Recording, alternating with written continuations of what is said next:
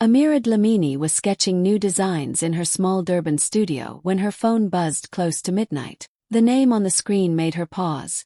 It was Mrs. Kumalo, the neighbor who used to sneak her homemade rusks when she was a child. Amira answered with a smile in her voice, but the older woman's tone was shaky. "My child, are you aware that strangers are moving furniture into your parents' house in Umhlanga?"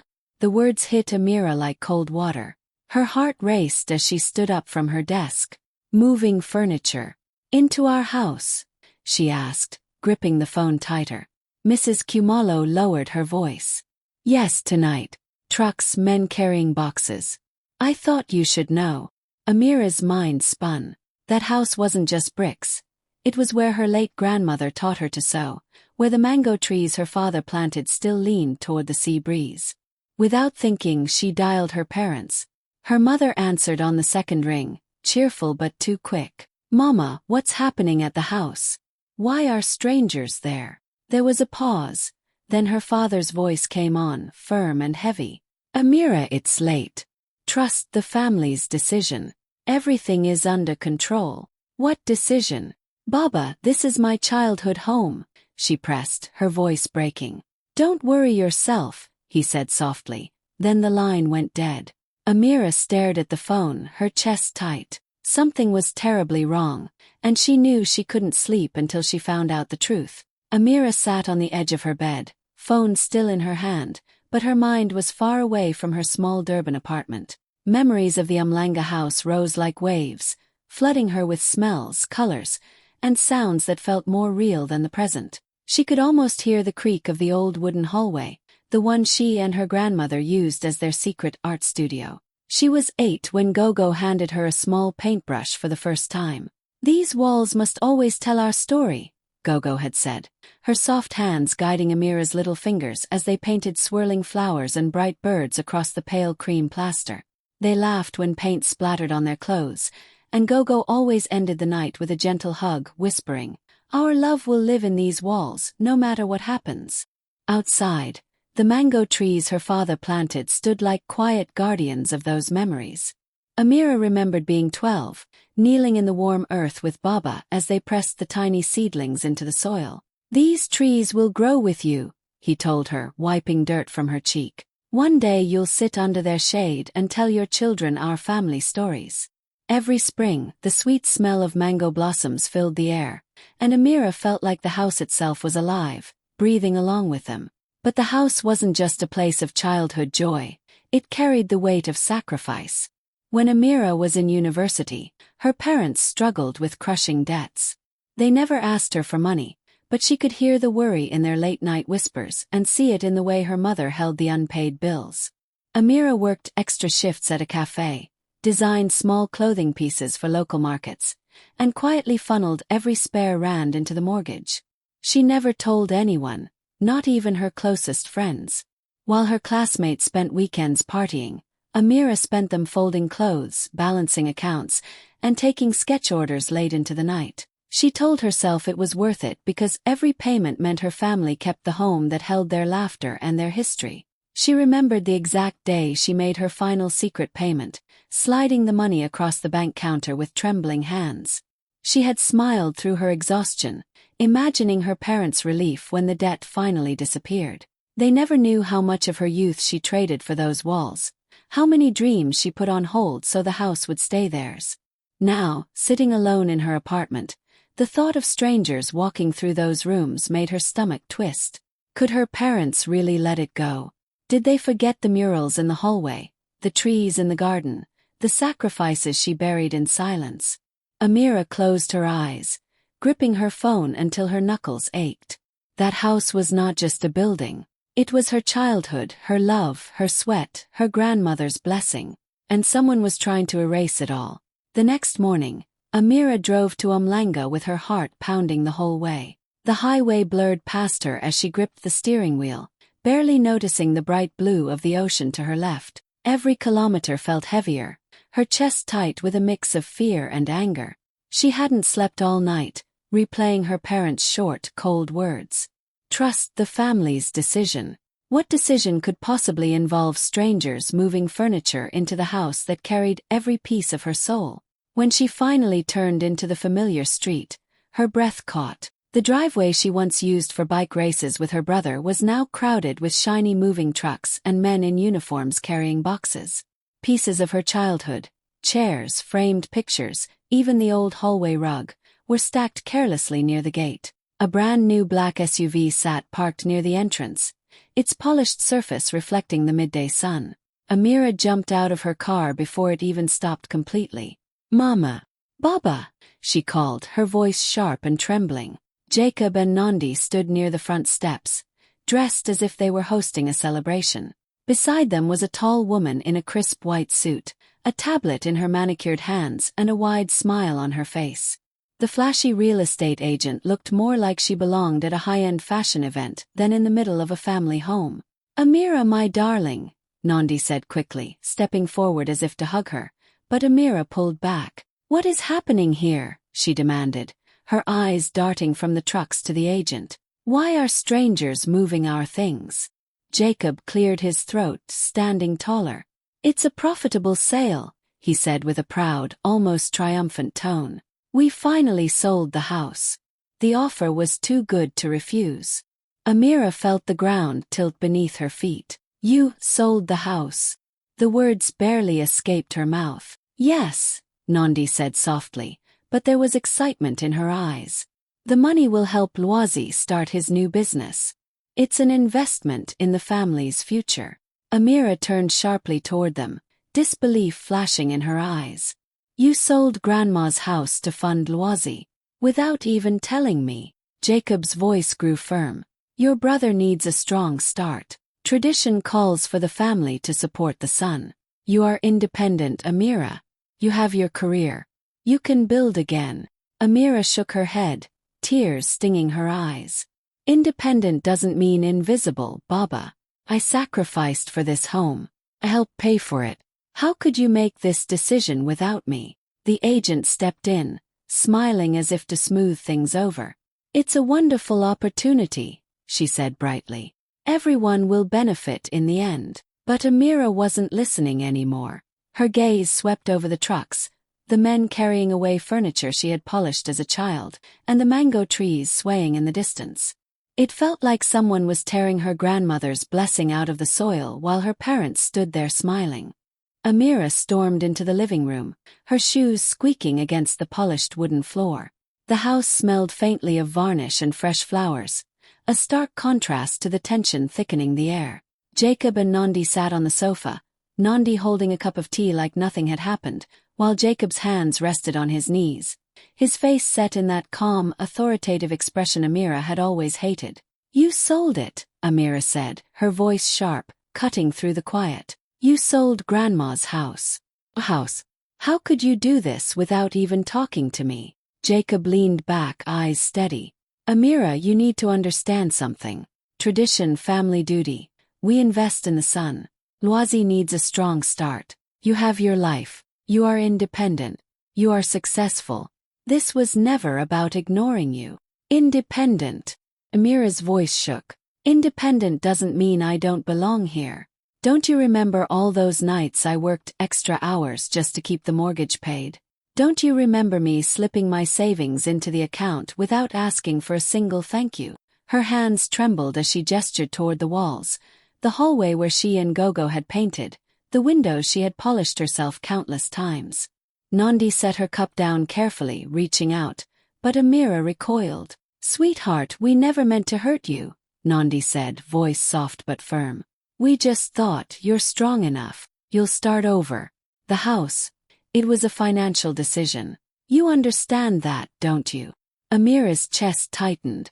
"Understand? How am I supposed to understand that years of my sweat, of my dreams and sacrifices, mean nothing to you? That one selfish deal erases everything I did for this family." Jacob's jaw tightened. "It's not selfish, Amira. It's practical. Loisy needed the money, and we are responsible for supporting him. You are, well, you're different. You have talent, a career, independence." Tears pricked at her eyes, but she refused to let them fall. "Different. That's what this is.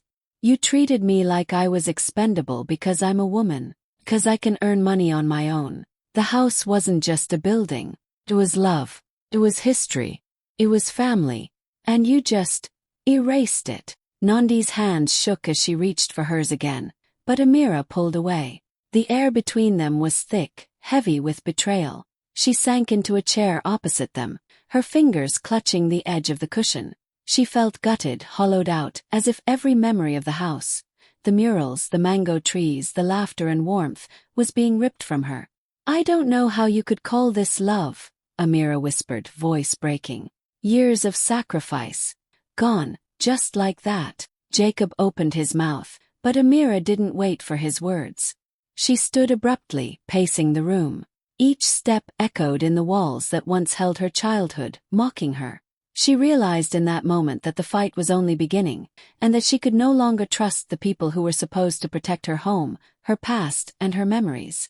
That night, Amira sat at her small desk in her bedroom, the faint hum of her laptop filling the silence. She had spent hours rifling through old papers her grandmother had left behind, letters, old receipts, even a few faded photographs of family gatherings. Each page she touched reminded her of what she had lost, of the house being stripped from her by her own parents. Her fingers trembled as she opened yet another folder, hoping, wishing, maybe even imagining that there might be some way to undo the betrayal. Just then, a soft chime announced a new email. She leaned forward, rubbing her tired eyes.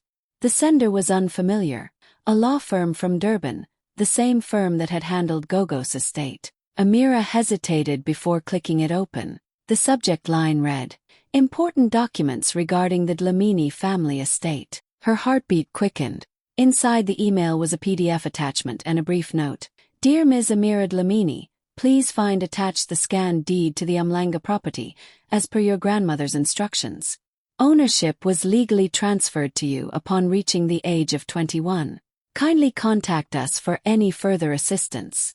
Her hands shook as she opened the attachment. The document was formal, stamped and signed. Her grandmother's flowing signature glared up at her from the page. Amira's eyes scanned the text over and over, almost refusing to believe what she was reading. The house, her childhood home, had been legally hers for years. Her stomach lurched. The fear and despair that had weighed on her all day twisted into something new, something fierce. She leaned back in her chair, clutching the paper, heart pounding so hard she thought it might burst. Memories of the murals, the mango trees, the quiet afternoons spent sewing with her grandmother, all rushed back with painful clarity. How could her parents have tried to sell it when it legally belonged to her? How could they have ignored her sacrifice and erased her childhood with a single phone call? But the shock soon turned to fire. A fierce resolve settled in her chest, hotter and stronger than any anger she had felt before. She wouldn't let them take this away. Not now, not ever. She pictured the driveway, the moving trucks, the strangers carrying pieces of her past, and knew she had the power to stop them. Her fingers tightened around the mouse, ready to call the law firm, ready to reclaim what was rightfully hers. Tears welled up, but they weren't the tears of defeat. They were the tears of awakening, of a girl who had loved, fought, and worked in silence for her family, finally realizing she had the law, and her grandmother's foresight, on her side. Amira whispered to herself, voice trembling but steady, "This is mine. I will not let them take it. Grandma, I won't let them erase you." By the time the first hints of dawn crept through her window, Amira had already drafted a list of actions, phone calls and emails. The betrayal had sparked something unstoppable. The house, her legacy, would be hers again, and she would make sure the world knew it. The next morning, Amira arrived at the office of attorney Benil Kumalo, a well-known lawyer in Durban, her laptop bag swinging at her side and the deed clutched in her hands like a lifeline. The office smelled faintly of leather and polished wood, and the walls were lined with certificates and books that seemed to hum authority. Benil, a tall man with sharp eyes and a calm demeanor, greeted her with a firm handshake. "So, you're Amira Dlamini," he said, studying her closely. "I've reviewed your email and the attached deed. This is serious." Amira handed him the scanned document, her hands still trembling. "I don't understand. My parents tried to sell the house last night. Trucks, movers, everything. But this says the house is mine. Can they really just ignore it?" Benil leaned back in his chair, fingers steepled. No, Amira. This deed is legally binding. Your grandmother anticipated that your family might face financial pressures or make hasty decisions. That's why she hid the transfer until you turned 21. She wanted to protect the house and you from family pressure. Any sale without your consent is invalid. Amira's chest tightened with relief and disbelief. So, all those movers, all those trucks, they can't just take it? She asked, voice barely above a whisper. They cannot, Benil said firmly. Legally, you are the owner, and because your parents tried to sell it, we can act immediately. He opened a drawer and pulled out a stack of papers. We can file an emergency injunction with the court. This will halt the sale before the developer finalizes payment. Your ownership is protected while we sort this out. Amira felt a surge of hope, a fire rekindled. How soon can we do it? She asked, gripping the edge of the desk. Immediately, Benil replied. We'll file this today. The court understands urgency in cases like this. I'll handle the paperwork, present your grandmother's intentions, and make sure the developer and the agent cannot proceed. She exhaled, a trembling laugh escaping her lips. I thought everything was lost. I can't believe this. Grandma planned for this. She really thought of everything. Benil smiled faintly. She was wise. She knew some family members might act selfishly, especially under pressure. You're lucky she protected your inheritance legally. Amira leaned forward, determination flashing in her eyes. I won't let anyone take this from me. Not my parents, not a developer, no one. That house. It's more than bricks and walls. It's my childhood, my memories, my grandmother's love. Benil nodded. Exactly. And that's what the law will defend. Let's move quickly. Within the hour, Amira was signing papers, Benil dictating to his assistant, phones ringing and pens scratching as they prepared the emergency injunction. Outside, the sun was bright, but inside the office, Amira felt a storm of emotions. Relief, anger, determination, all fueling her. She was ready to fight for her home, and now, she had the law and her grandmother's foresight firmly on her side. Nothing would stop her. The morning of the final signing, Amira felt her heart hammering like a drum. The sunlight bounced off the shiny glass doors of the Umlanga estate where the deal was supposed to be finalized. She stepped out of her car, clutching her lawyer Benil Kumalo's arm and the stack of court papers that had become her shield. The air smelled of fresh paint and polished wood, a sharp reminder that her childhood home was about to slip away, until she arrived. Inside, the room buzzed with excitement and moneyed confidence. The developer, a sharply dressed man with an expensive watch flashing on his wrist, paced impatiently. The real estate agent hovered nearby, tapping her tablet nervously. Jacob and Nandi were seated at the head of the table, faces smug, ready to watch the last chapter of their successful sale unfold. Amira took a deep breath and stepped forward. Stop, she said, voice ringing through the room.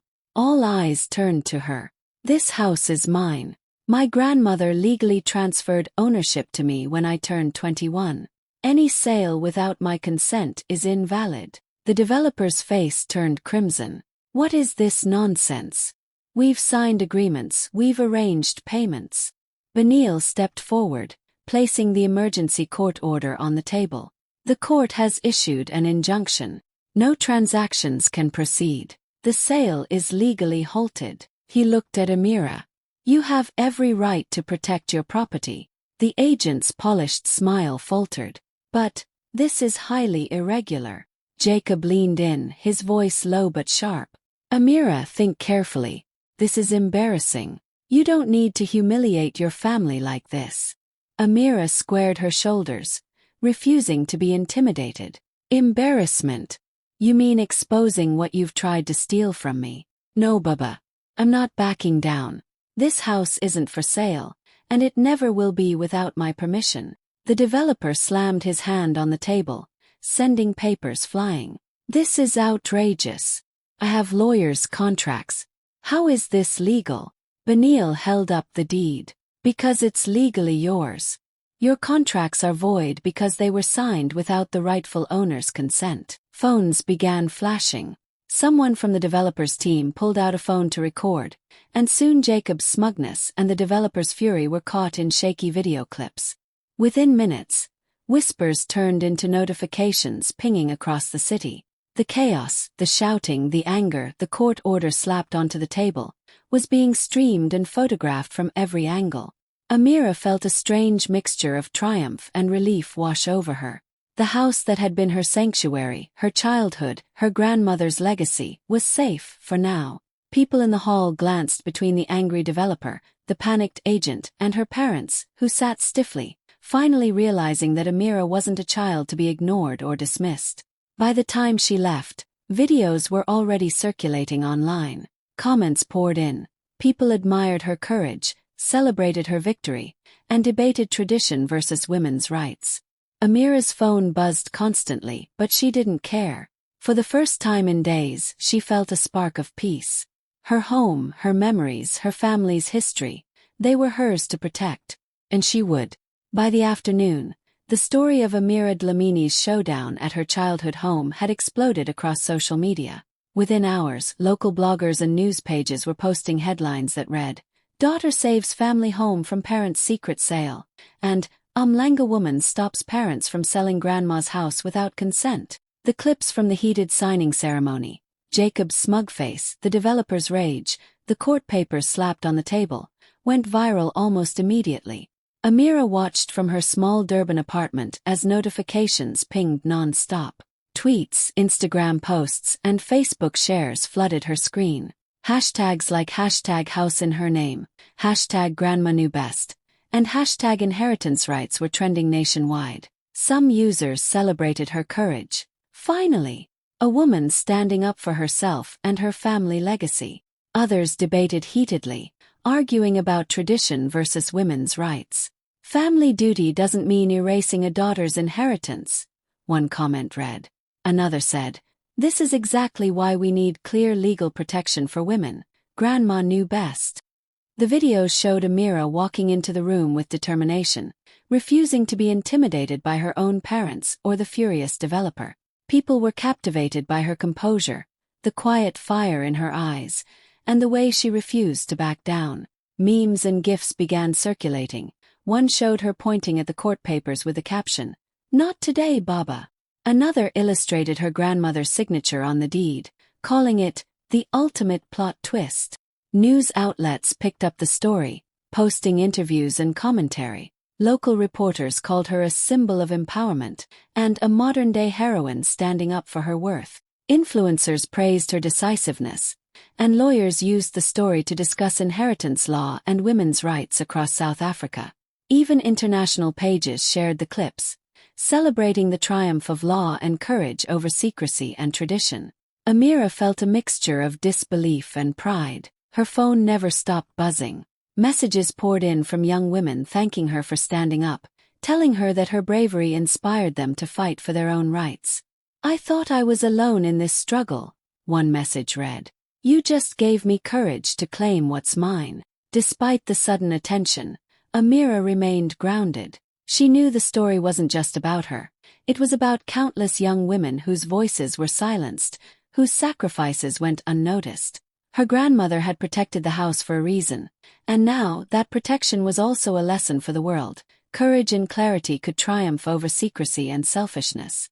By evening, Amira closed her laptop and leaned back, letting out a long, quiet breath. The house in Umlanga was safe, her grandmother's legacy intact, and her own voice finally heard. Across South Africa, her story sparked debates, inspired action, and reminded everyone watching that standing up for yourself, especially when the world tells you to step aside, was worth every fight. #house in her name wasn't just a hashtag anymore. It was a movement. A few days after the court ruling, Amira was in the living room of her childhood home, arranging sketches and fabric swatches on the table. The house smelled faintly of fresh paint and sunlight streaming through the windows, a comforting reminder that it was hers again. The quiet was interrupted by the low crunch of tires on the driveway. She glanced out and saw her parents standing at the gate, faces tense, hands fidgeting. Amira took a deep breath and opened the door. "You're early," she said, keeping her voice steady. Jacob shifted his weight, avoiding her gaze. "Amira, we need to talk," he said, voice quieter than she expected. Nandi nodded, looking tired and worn. "We came to explain ourselves." Amira gestured for them to sit. They sank onto the sofa, the distance between them heavy. For the first time, she noticed the cracks in their composure, the lines of worry and guilt. "Explain what?" she asked softly, though her heart beat fast. "That you tried to sell the house I grew up in. That you ignored everything I did." Jacob exhaled, running a hand over his face. "We were desperate, Amira. The debts, Loisie's business. We thought we were doing the right thing." Nandi's voice broke slightly. "We felt pressure from our families, our traditions. Sons are supposed to be supported, and we didn't know how else to manage." Amira listened, her fingers twisting in her lap. She felt a mix of relief and anger. Relief that they finally admitted the truth, anger at the years of silence and selfish choices. "You didn't have to erase me to do that," she said quietly. "You didn't have to sell my childhood, my memories, my grandmother's legacy. I gave years of my life to keep this house." Jacob's eyes softened. "We see that now. We made mistakes. We were scared and foolish. But we never wanted to hurt you, Amira. We thought you would understand because you are strong. You always were." Amira took a deep breath, feeling the weight of her own power. "I understand the pressure," she said. "But understanding doesn't mean forgiveness. This house is mine. I will not sign it over to anyone. Not now, not ever." Nandi's hands trembled as she reached for Amira's, but she stopped short. "Is there any way we can be a part of it?" she asked softly. Amira looked at them, her heart softening slightly. "You can come here," she said, "but only if you respect the deed, only if you respect my independence. I am not your child to be managed or ignored. This house is my responsibility now, and I will protect it." Jacob and Nandi nodded slowly, their faces a mixture of relief and regret. They realized this was not a defeat, it was a lesson in respect, trust, and the consequences of their actions. As they left that evening, Amira stood at the door, watching them go. The air felt lighter, the walls brighter. She knew there would be more conversations, more challenges, but for the first time in days, she felt a deep, quiet certainty. She was in control now, her family had acknowledged their mistakes, and her grandmother's legacy was safe in her hands. The house was more than walls, it was her home, her history, and finally, her future. Months later, the old Umlanga house had been transformed. The walls, once faded and quiet, now pulsed with color and creativity. Amira had turned the living room into a bright design studio, with sewing machines lined along the windows and mannequins dressed in vibrant fabrics. Workshops were set up for young women from the community, giving them space to learn, create, and express themselves. Every corner of the house carried a piece of her grandmother's spirit. The murals were restored, and little notes of encouragement were pinned on corkboards around the studio. On the day of the grand opening, the garden was alive with excitement. Friends, neighbors, and aspiring designers gathered, cameras flashing as Amira walked through the crowd. She stopped in front of the old mango trees, long gone, and dug small holes for new saplings. As she planted each one, her hands in the warm soil, she whispered softly, "Grandma, I kept your promise." Her eyes glistened with tears, but her smile was steady and proud. She turned to the crowd, picking up the microphone. "This house isn't just mine anymore," she said, voice clear and strong. "It belongs to every young woman who dreams, who works, and who refuses to let anyone take away what is rightfully theirs. Stand up for yourselves, protect your legacy, and never let anyone erase your worth." Cameras captured every word, every expression. Within hours, clips of her speech were shared across social media, inspiring thousands. Messages poured in from women and girls across South Africa, many saying they felt courage to fight for their own inheritance, their own dreams. Amira looked around at the bustling studio, the smiling faces, and the tiny mango saplings reaching for the sky, and for the first time, she felt a complete sense of peace. The house, her memories, and her grandmother's love had not just survived, they had become a beacon of hope.